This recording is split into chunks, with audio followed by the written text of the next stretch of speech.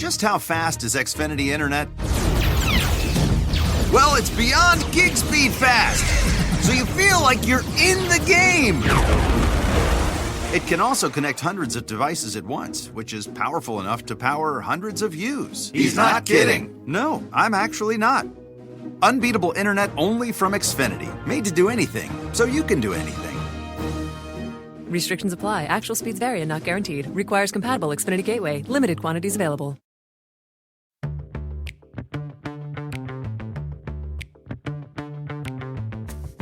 Hey, it's Christine from Storyworthy. Today on the show, the very talented comedian Stephen Allen Green talks about being an American in England. I got lucky, and I was headlining and working, and people were calling me for gigs, and it wasn't just that. It was that it brought out the best in me.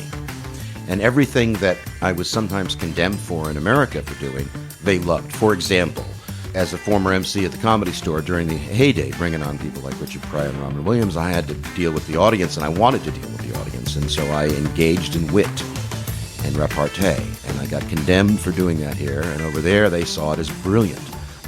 Today on the show, comedian Stephen Allen Green talks about living in England and the comedy scene.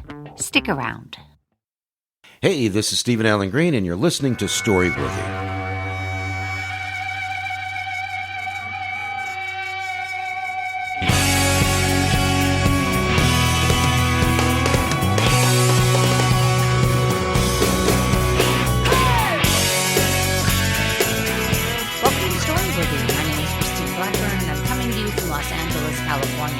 Whether you're a longtime fan of the show of over 9 years, God help me, Stephen Allen Green, or you're a new fan, welcome to the show. Now, I hope you guys enjoyed the show last week with Beth Lapidus. Beth Lapidus, do you know her, Stephen? I certainly do. I spoke with her a week and a half, 2 weeks ago. I was going to say, yes, you're the same. It's the same. You know, it's one big community out here of storytellers and comedians, and it's a pretty large group for sure. But after a while, you do get to see pretty much everybody in town. I think so. But which is surprising why I don't know you. I know. It reminds me of a story of an agent I was seeking in London, and I sent them my credits and everything, and I said, I'm looking for an agent. And I'd already hosted Comedy Central over there, and commercials and headlining, and done a bunch of stuff. And so they granted me a meeting, and the first thing the agent says to me is, I know every comedian in town. How come I have never heard of you? You know, and unfortunately, it took me a couple of weeks of emotional untangling to come up with my witty line. By then, it was too late, obviously. Yeah. Oh, no, that's absolutely true. No, I think that's totally accurate. And Beth Lapidus, she's been doing the Uncabaret show for over 25 years. Yeah, when is she going to make it a cabaret? It's still It's still Uncabaret. And what's so interesting is she does sing, and there is like She's very piano talented. music and stuff. And so I was thinking to myself, it sort of is cabaret. Yeah. You guys go back, listen to Beth Lapidus, because I tell you, she's very, very smart, and she has some great tips about storytelling, about performing, and she's super inside baseball. That's what she is. And I'll say this about her. Say something. And I hope this doesn't sound backwardsly insulting to her, but oh no, when you say that, I know it's everyone tightens up their sphincters. Because you wouldn't say it if there wasn't something. No. The reason I say that is just I have to pre-filter everything these days.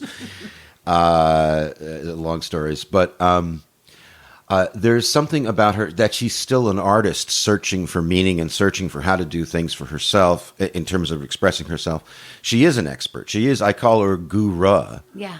But she admits she's not all-knowing, which is keeps her vibrant and in touch. That's what I was going to say. I like that. No, Thank I think you. that's not backhanded at all. In fact, it's inspirational because I feel very much the same actually in terms of always aspiring for more. And obviously, I have a lot of wherewithal, especially about podcasting and storytelling, but that doesn't mean I know everything. But can I, because I'm a wordologist, I'm a writer, and words... Please, wordologist. Yes.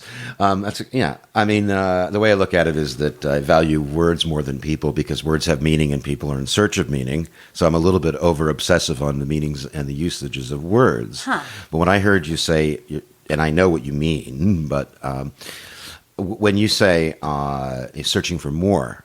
I get that. And I've been doing that a long time. But what I've recently discovered is that I'm an asshole. Aside from that, I think a lot of people knew that ahead of time.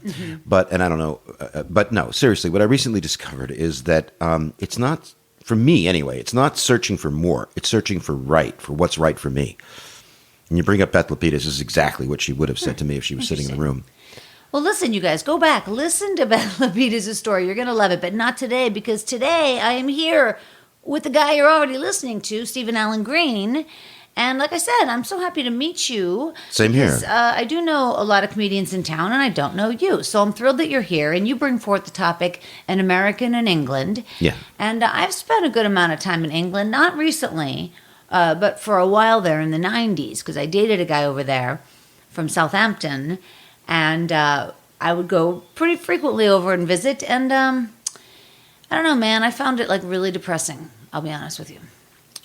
The relationship or England? Well, yeah, England is depressing, but yeah, England. Now that you bring it up, because he was such a big soccer guy, you know. Yeah, football. Yeah.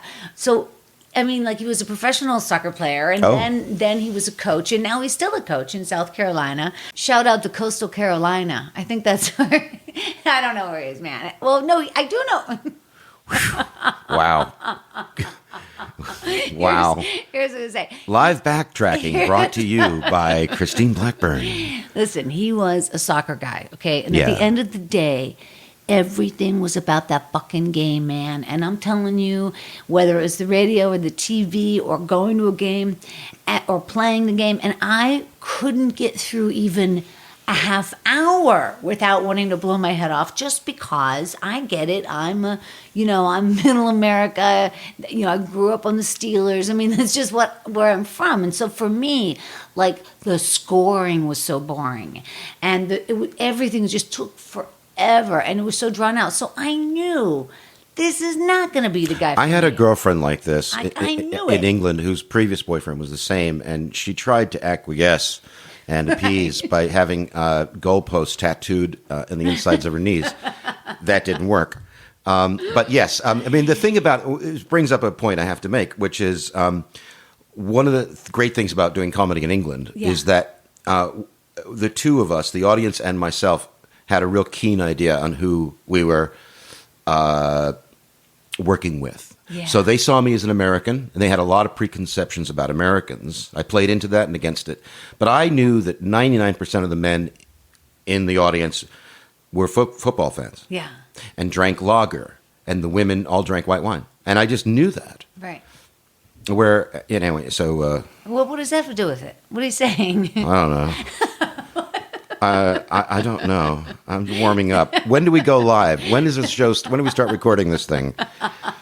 Listen, you guys, we're going to get to Stephen's story in a second, and I'm super excited to hear about it because, like I said, I mean, it's not that I don't like England. It's just that my experience there is poverty, going 10-pin bowling, and the bars all closing at 9 p.m. So that's my experience now. 9 p.m.? Maybe 10. 11, you were there in the 90s, as was I. And 11 p.m.? 11 p.m. And then you had an hour to get the tube, which stopped at midnight. I see. But now they're open all the time. I was in London as well, but I was in a lot of small towns. Here's the other thing I will say. Sure. I was in London as a flight attendant a lot, and so we did stay in some nice hotels. But I was never in London, like, with a lot of money, and I suspect that would be quite grand. I had a lot of money. Yeah. And I lived in London, yeah. So I suspect that would be different. So maybe I also don't have that perspective. But you can say that about living in L.A. Yeah, but I also love being in L.A. poor.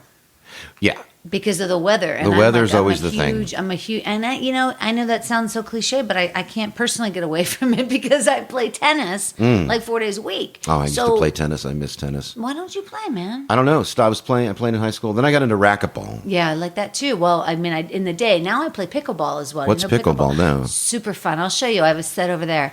It's a racket sport, and it's played on a tennis court, but only on a quarter of the tennis court. So you're playing, there's actually 4 nets on one tennis court. So, and it's played in doubles most often. So there's 16 people can be playing. Not at the, I mean. As the world adjusts to overpopulation, sports have now quartered themselves out. That's exactly right. And it just gets smaller and smaller, and it's super fun. You're playing with a solid paddle, so there's no strings or anything. And it's sort of like, in a way, ping pong. I'm not kidding. It's So are there 4 teams you're playing against? No, you're only playing with 3 other people. You're playing doubles. Or me and Yeah. you could play singles, or I you see. could play doubles. I see. I'm just saying the space that you're in. Yeah. There's a lot of people on the court. It's very social. It's kind of an old man's tennis because you don't have to run far. Because if you can picture the space, Yeah. you don't have that much space to cover. But it's fast. It's like wicked fast, man. It's super fun. So anyway, you should play pickleball. I will. Introduce me. And tennis, the Yeah. beauty of tennis, as you know, or you should know, Yeah. is that you can play at any age. Yeah. So I'm saying I have friends that are 78, 79, 80, 81. They all still play tennis. I need to get back on the court, outside, sunshine, all that. That helps. I would be forever grateful if you could somehow motivate me to get on the tennis court at least once. Well, I'll tell you something. It's a lot of fun. It really is. And there's a lot of free courts around here as well. And it's just a great sport. It's a great sport. I went to Wimbledon once. Oh, wow. I would love to. I went to Wimbledon just on the tube stop. I just went to see it. Yeah. Stood outside the gates and looked at it. Yeah. But nothing was going on. It wasn't even the season. But it's cool. Yeah. Yeah, no doubt. Anyway, you guys, we're going to get to Steven's story in just a second. But before we do, I did want to remind you guys to follow me on Twitter and Instagram. Come on, especially the Twitter. I especially enjoy the Twitter. I like to fight with the president. I think it's our duty to talk back. And I don't know. I think because I like wordplay. Steven, you like wordplay. I certainly do. Yeah, so Twitter, that's the game, man. It's so fun. I love it. So join me over there, you guys, at Storyworthy. All right, you guys, he's here right now, Steven Allen Green. Like you can tell, he is a comedian and a voiceover artist. Your voice is very good. Thank you very much. I can tell, as soon as I hear any, because obviously with all this podcasting and I did a national movie trailer in the UK, and I used. Can I give you a sample of that? Yeah, do that. In a town that was all about luck, they had to risk it all to win it all. Eric Bana, Drew Barrymore, Lucky You. In cinemas, November 22nd. That's perfect, man. I know. That's so good. That's so perfect. Well, I know that you did that thing for South Park. You hosted a 3-day-long Extreme South Park weekend. That was fun. And that was hilarious. You've got that booming voice. You've got that, Sunday voice. Yeah. And I was an American televangelist warning the audience off of these decrepit children. Yeah, off of South Park. South Park. Yeah, exactly. yeah. It was a character. You also have a highly acclaimed autobiographical one-man comedy show called I Eat People Like You for Breakfast, and that received rave reviews, and it was a top pick at Edinburgh Fringe Festival. For some reason, I have a hard time saying that. Edinburgh Fringe Festival. Well, first of all, it's Edinburgh. Yeah, it's Edinburgh. Buddha. Edinburgh. Or Edinburgh. And then you ran that show at the New End Theatre in London. Correct. And that's very exciting. And I guess that, it sounds like those were very sweet times to you. And I have a feeling your story is going to be that of a love of England. That's what I think. Yeah, you're right. I mean, it was bittersweet at times. Yeah. There were a lot of things to overcome and some things I still haven't overcome. All right, you guys, you can find Steven over at his website, StevenAllenGreen.com, and also on Twitter at SAGman, at SAGman. That's correct. It's a great good? Twitter feed. Thank you. Great Twitter feed. All right. Wherever you are, you guys, put your hands together for Steven Allen Green. Thank you. Thank you, ladies and gentlemen. Thank you. Please, everyone, sit down. Come on. This is way too much. Come on. All right. Thank you. It was the mid-'90s. I was living in New York with my girlfriend, Catherine, at the Chelsea Hotel. And we had an apartment. And I had moved from L.A. in 91 and got fed up after, just wanted to be in New York. I went there for business to interview someone for a book, got a book agent. And I decided to stay. I just kind of had enough of L.A. And I was having a great time, and I was doing some stand-up. But the comedy club scene was kind of collapsing on itself over there. The Improv had closed, Catch a Rising Star had closed, and the comics like Seinfeld and these other guys were about to make it, were moved out to L.A., and, it was different. I'd go down to the Comedy Cellar and sit in the back and watch Ray Romano and Jon Stewart and Sarah Silverman getting up, and I had to wait my turn, and I never really got up, and I just got fed up. So I went to England, where I'd already played in December of '82, and it was at the behest of my father, who was ill and dying, and said, please, before I die, go back to England. And I didn't want to, but I did. So just on a whim, took myself over there, and it was very easy to get booked. It didn't, there was a couple of things going on. First of all, it was like they take your word for it, and that's the thing in England, is they take your word for it. But if you disappoint, you'll never work again, basically. Which incidentally was why I worked a lot as an actor and a voiceover actor as well, because they would just hire you off the agent's website, as opposed to America, where you're constantly auditioning. So anyway, I just hit the ground running, and my act that was ignored or disdained by some, actually, in Hollywood and New York, it was a very specific act, suddenly took off and just hit a nerve over there, and I rode a wave. There were 200 comedy clubs in London, 200 paid rooms. The reason was because of the pub system, because a lot of the breweries, big breweries that make the beer, own like 90% of the pubs. And so the beer comes in cheaper and wholesale. And because pubs were public houses when England was villages just about 200-300 years ago, separated by forest, and it was like the center of town, they had little stages and rooms for town meetings. And that's how come in the 60s you had such great music like the Kinks and the Stones. And I actually did comedy in the pubs that they started in.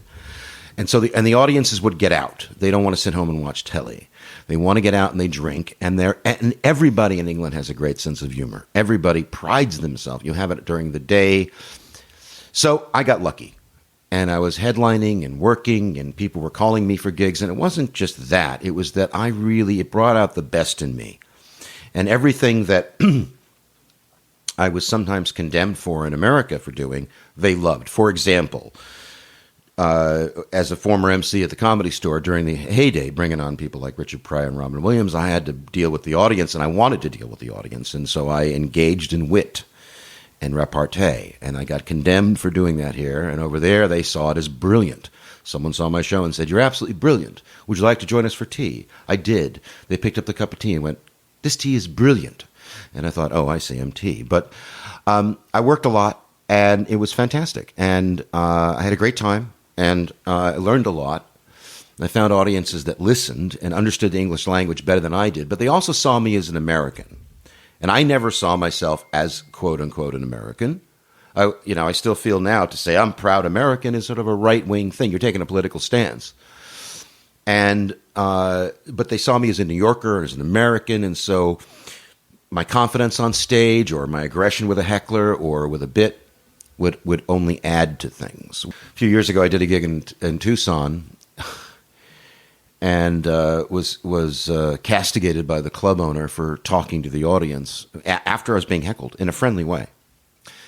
So it was just a different world over there, and I made money doing it because they paid, and I was making between $100 for a local gig to $300 for a local gig just every night. It was amazing. So I had money. The money I had initially was from my mother, who struck it rich.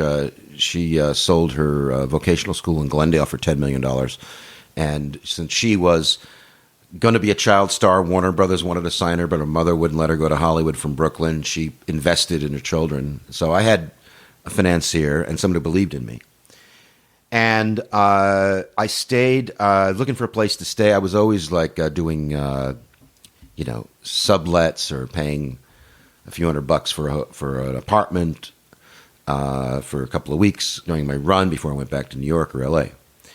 And there was a magazine there called Loot, L-O-O-T, which is kind of like their recycler, I think is what we used to call it, or the LA Weekly. And I saw on the back, £150 for a cabin on a houseboat.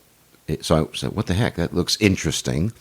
It was in Chelsea, in a very famous place called Cheney Walk, where Paloma Picasso lived, and also the bass player for Elvis Costello, ex-wife, made out with her once. Anyway, so I was on this houseboat, which is so they have these big, beautiful barges that they carved into beautiful condos with dining areas, and this one was run by a guy named Carter Healy, who's the son of the founder of Kettle Chips, and there was an actor named Andrew Hall, and there was a Newcastle guy named Lawrence, and I was the American, and I had a little cabin, and we had a great time. And so Andrew is saying, Andrew had a kayak. He'd go up and down the Thames in a kayak, and I said, can I try it? Or would you like to try it, American? So I tried it, and I immediately flipped over, and now I'm in the Thames, and the undertow is amazingly fast, and I was going towards a barge, and I nearly drowned, but I got myself back to shore,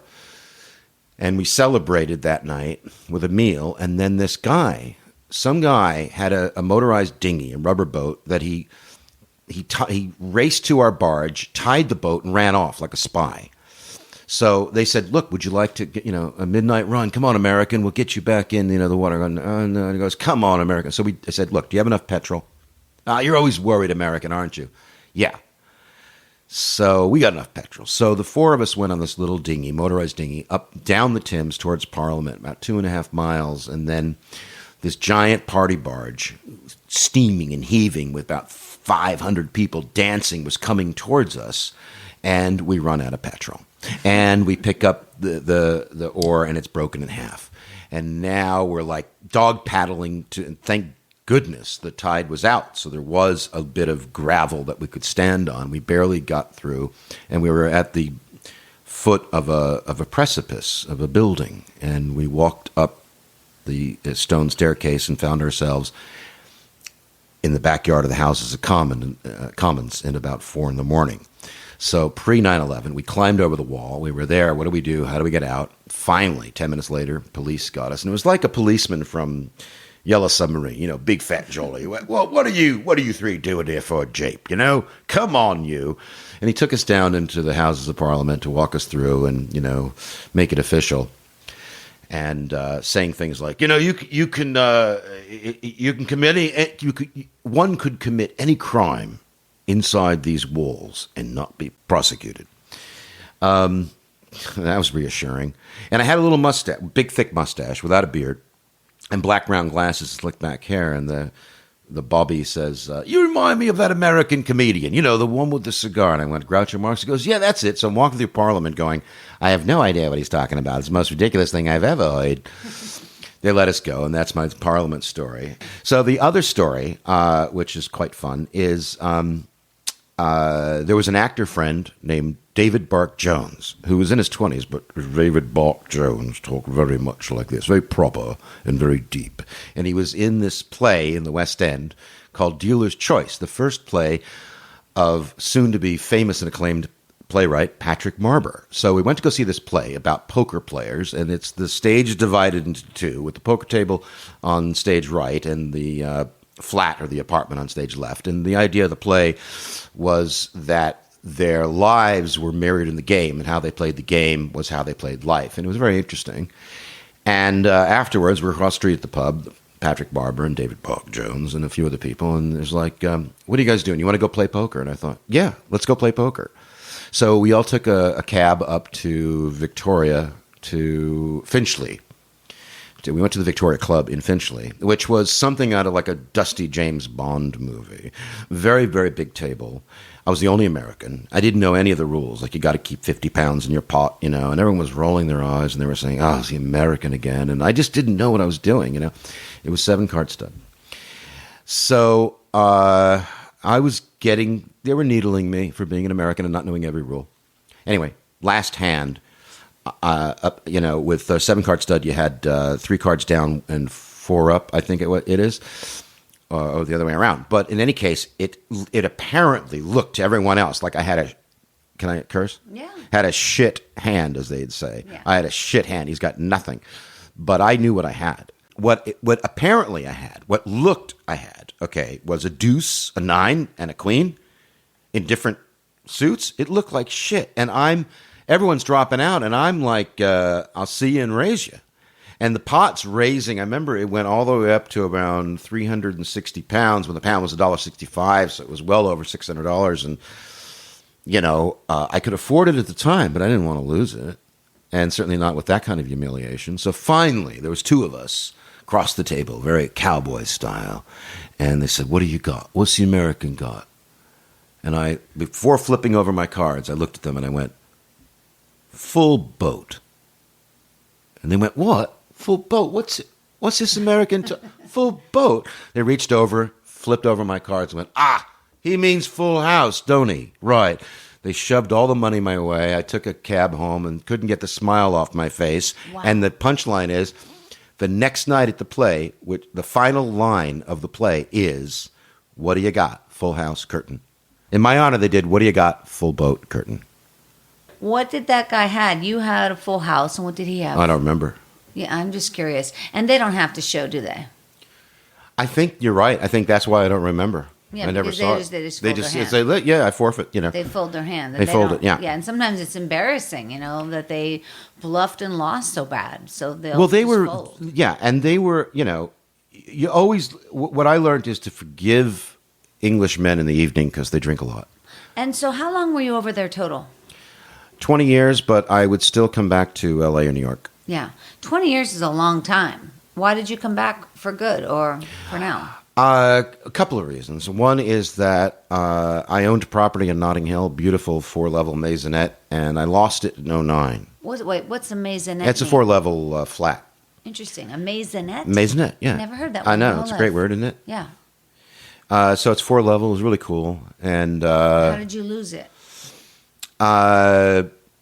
it was sort of a perfect storm of financial crises, including over-investing in a major Hollywood icon and a television show I produced and financed in the UK at the London Palladium. That's a whole long story. So you took a chance. You spent money and put money somewhere and it didn't pan out. Yeah, but exactly. But when I did it, I had 5 income streams very strong. It was Yeah. a minor risk. Sure. The property itself, I bought property at Notting Hill. So when Yeah. that movie came out, it was like the property kept getting worth more and more and more. I bet. There was the family business. Did you like that movie? Notting Hill? Yeah. I loved that movie. I don't know, man. It's like when some of her lines are just like, it's like so cheesy. I can't, it just takes me I'm out just a of it. girl standing in front of a boy, asking him to love her. It's just like, ugh. I'm just so. Well, I can understand from your American perspective, but if you, I think what the writer, who I met, who's very famous, Richard Curtis, I think they were appealing to the British audience with some of the lines and the American audience with some of the other lines. Yeah. And that is a pretty much British Yeah. line because the Brits know that they are still genuinely socially repressed in terms of expressing themselves in everyday life. And so I think that Julia Roberts character was trying to squeeze through and sort of say, let's break down all this. Because she was mostly, her nemesis in that film was mostly, I believe, the English propriety. That was her nemesis, and I think she was trying to break through that. That's my theory. That's generous. I know. Okay, so you came back to America when? August of 2009. In 2009. Okay, and you don't want to be here. You'd rather be there. Well, it sounds like you have such a fondness for it. Yeah. And such Well, I mean, I do, but also, it gets confused internally with the fondness for my youth, I see. a fondness for that particular time, I see. a fondness for when I had unlimited money, Sure. and also a fondness for when I was still somewhat naive Yeah. in the world. Yeah, I know what you're saying. But I know having what said that, I have to say I've been working. In fact, I got a 2:00 phone call about this. I got 2 films Yeah. that I'm working to produce that will bring me back there Well, that's exciting. if they happen. Well, I mean, yeah. everything ends, and everything in this whole business is just stick-to-itiveness. I mean, it's just like even Seinfeld ended. You know what I mean? Everything ends, so things start and then they're over, and it doesn't last. But this is the great thing about my one-man show, which Yeah. is what I discovered. I got to say this is that, there was a famous agent in Hollywood named Chris Albrecht who went on to Yeah. turn HBO into the comedy Right. gem that it became. And when he was an agent representing Jim Carrey and Eddie Murphy, through a business connection through my father, he had heard some of my stuff, and he was interested in me, but as a client, but it never really panned out. There are a lot of reasons, but he once said to me, "Stephen Allen Green, you're the funniest guy I know, but you have no act." And I suppose I didn't, even though I wrote comedy jokes for Leno and Arsenio and Jimmy Walker, and they did them on television. For myself, I just felt like an empty vessel, or I didn't want to commit to doing an act. I had the guitar, I did talk with the audience, I wanted to keep experimenting. And so that's always kind of held me back. And then when I did the show, which is about all my stories, I say at the end of the show, I said, Chris Albrecht was right then, but he's wrong now. I do have an act. My life is my act. Yeah. Yeah, I think that's true for everybody. I mean, that's the whole idea of the solo show is to, the stories of your life. Yes. And trying to make it universal so that everybody can, sort of. Well, I don't know. I mean, I have a solo show, and What's it about? Well, again, it's about going to the Peace Corps, and it's about having cancer and surviving, and coming to Los Angeles, and also being a flight attendant. So it kind of encapsulates, like a 10-year period of my life when it was just a really tumultuous time in my life, and I was doing a lot. And it's funny. It's a super funny show. It's not a cancer show, although that's part of it. But it's tricky. It's tricky talking about your life, I have found, unless you're famous.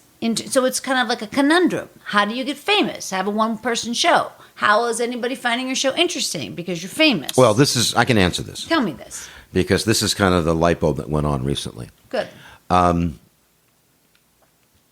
My show is called Legend with quotes, finger air quotes, because my name's on the wall of the Comedy Store, because the young kids see me and want to know about those Camelot times of the old days, and they're fascinated when I tell them. They ask me, and I tell them. So it's all a matter of perspective. When I was producing the High on Laughter shows in England, I had every agency in L.A. faxing me, that's how long ago it was, their client lists.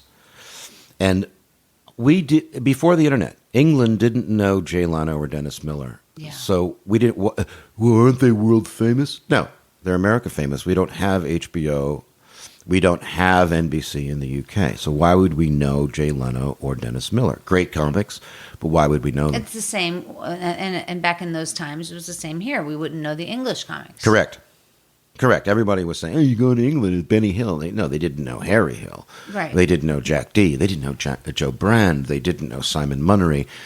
Woody Bop Muddy, Earl Oaken, Sheila Martin, Logan Murray. Are those comedians? Yeah, they're great comedians. I see. A lot of them are friends of mine. So the question was, why did I come back? I came back because I lost my home. I was seeing a woman here. So you were doing like a long distance thing? Well, I mean, the way I was living my life at that time was I'd go to England for gigs. I would go for anywhere from 3 weeks to 8 months at a time. The thing is, I had mail coming to 3 addresses: the Chelsea Hotel in New York, 1A Mortimer Square in London, and Citrus City, where my mother had her condo. Mail is what you get when you write a letter. Oh, yeah. Put it in Yeah, an kids. envelope and Yeah. you mail it Sorry. with a stamp, just to be clear. Yeah, it's true.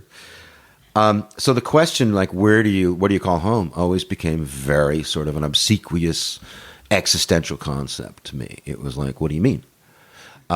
So I knew what they meant, and eventually, I was still paying taxes in America, and then eventually I got to the point where I was just about paying taxes in England. So is that how you define where your home is?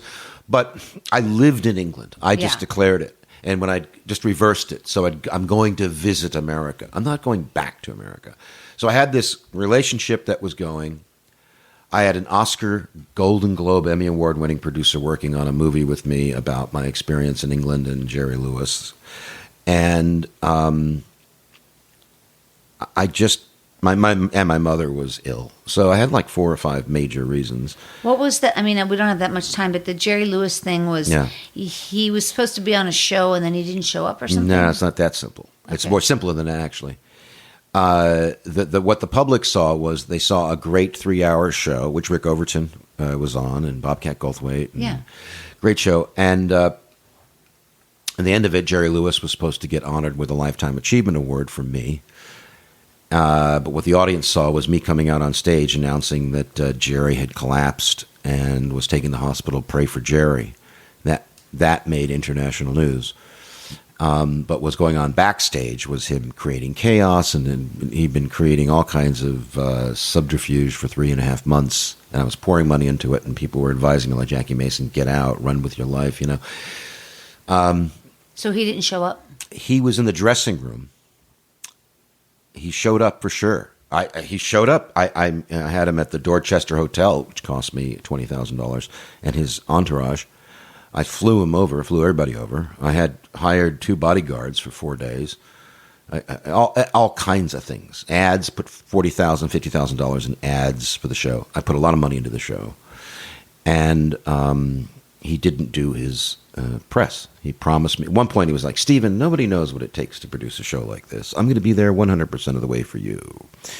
And then, hey, Jerry, listen, I just need an hour of your time for the press. My publicist is going to... I'm not doing any press. I go, but Jerry goes, I'm not doing a show, you know. And second time he pulled out of the show. Meanwhile, the people in England never heard of Jerry Lewis. They thought I was bringing over Jerry Lee Lewis. I'm not kidding. It got more tragic and comedic at the same time, more and more and more and more. And he tried to have me thrown out of the theater. No explanation. So it's the night of the show. He's in the dressing room, Yeah. and he won't come out. He's in there with my wife at the time, who was co-producing the show, telling her how horrible of a person I am. He paid off the bodyguards that I was already paying like $3,000 or $4,000 for 5 days, 2 of them, to drive him around and guard him. He paid them off to keep me away. He tried to have me thrown out of the theater. In other words, I'm not coming out of the dressing room to accept the award until Stephen leaves the theater. He demanded an orchestra, which I provided, but never brought his sheet music. And when I asked him about it, he screamed at me and embarrassed me. It just got worse and worse and worse. He did everything wrong. It was like as if I booked Donald Trump. Yeah. I'm sorry, I don't know your political take, but he did everything perfectly wrong. Yeah. And then collapsed, faked his collapse. He never went to the hospital. Scared me to death. I thought he died. He was very tricky though, and So he didn't go on stage that night. He fainted and pretended he pretended he fainted and Yeah. didn't go on stage. That is like so unprofessional.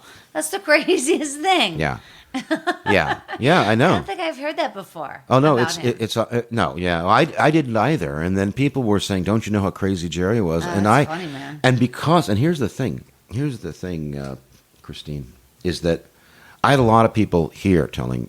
I had a reputation with some people here in Los Angeles Yeah. as being crazy myself, when I knew I wasn't. Mm-hmm. And you know, because of something I did on or off stage, that guy's crazy. So when I went to England, and the same stuff I did over there, they call brilliant. I had an immediate empathy and understanding of Jerry. And don't forget, he'd been calling me up in tears. No, I have no idea. I mean, don't forget, I don't mean, yeah, right. That was, I knew it going in, that was wrong. But yeah, he had been really dependent upon me for the entire summer, every single day on the phone. Either Just about that one show. yeah, Oh, that's it's either so about strange. it's either about planning the show, Yeah. or his nerves about How the old show. was he at the 76. time? Oh, so he was older. Maybe he was already kind of losing it, as it were. Well, he was, and plus he was on this steroid called prednisone. Yeah. Well, that's probably the deal. I mean, he was kind of losing it. I mean, I have elderly friends, and they it. I don't know. As you get older, you get less patient, and you become more dramatic. And here he was a star, and now he's declining, Exactly. and he's depressed, and Yeah. he's trying to have a little bit of control, and this is what he can control. Also, he had put on the absolutely right. He put on a lot of A weight. lot of weight, and Yeah, he was that very happens. concerned about that. Yeah. I'm sure in the public eye, it must be very Well, difficult. I'll tell you how dramatic it was, is that he gave us these clips of his career, which we played over a giant video screen at the London Palladium, where the orchestra was on stage, Bobcat Goldthwait introducing this. Mm-hmm. And the clips, of course, show him at age 26 Sure. in Cinderella, Sure. thin, and dancing like Fred Sure. Astaire. And I saw this across the stage, this very overweight older man looking up at himself and then looking out at the audience, and then he just fell right over. But there was anyway, I don't want to focus on Jerry Lewis here. No, it's just I can imagine that would be very difficult. Anyway, I'm happy to meet you. Thank you for bringing these stories. I thank you. I had a great time. No, thank you. I really appreciate it. I'm happy to meet you, man. You too, dude. This is really fun. Stephen Allen Green, you guys, you got to check out his website, StephenAllenGreen.com, and also follow him on Twitter at SagMan, and then follow me over there as well at Storyworthy. All right, you guys, I want to thank the sponsors on the show today. And listen, if you didn't hear a sponsor, well, you probably did last week, so support them. And know that when you support my sponsors, you, in fact, are supporting me. Head over to my Patreon page as well. I've got some different tiers going on. Patreon.com/Storyworthy. All right, you guys, one more time on behalf of the very talented Stephen Allen Green. Thank you, sir. Thank you very, very much. Yeah, quite nice, really. Who's for tea? It was all right. I had a good time, didn't I? It's all right. Yeah, it's all right. It's all right. Yeah, you're all right. All right, you guys, one more time on behalf of the very talented Stephen Allen Green. Thank you. Thank you. Thank you. My name is Christine Blackburn, saying make it a story-worthy week.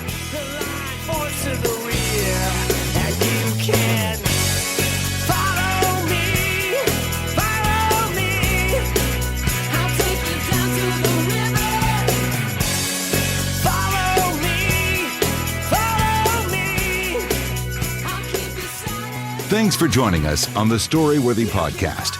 We'll be back next week with all new stories. Subscribe to Storyworthy on iTunes and visit the Storyworthy website at storyworthypodcast.com.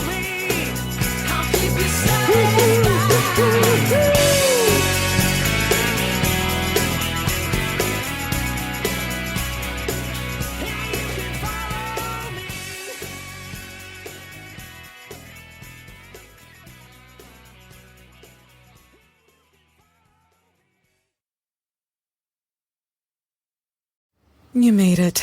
Checked out of office to check into the sweet views of this place where the kids aren't asking for the Wi-Fi. Mom, can we go to the pool? And when you're with Amex, it's not if it's going to happen, but when. American Express. Don't live life without it. Right now, you can get free carpet installation from the Home Depot. So while we're putting in your new carpet, you'll have more time to take care of the lawn. Get started on dinner. Or just lay down and relax on your new carpet after it's installed. Get your free carpet installation started with the Home Depot. How doers get more done. Minimum purchase of $4.99. Exclusions apply. U.S. only. See store for details.